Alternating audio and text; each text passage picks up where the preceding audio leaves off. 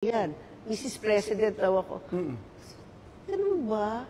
Tanungin mo sa isang cabinet secretary kung nag-attend ako ng isang cabinet meeting.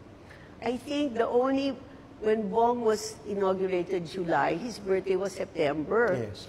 Eh, wala naman kong alam that time, di ba? So sabi ko, can I just go in without Bong? I stayed for 1 minute. All I said was, hi everyone, I just want to invite you to Bong's birthday. It's a surprise. Pero akong nahiya, umulis na. That's it. That's the first and only time.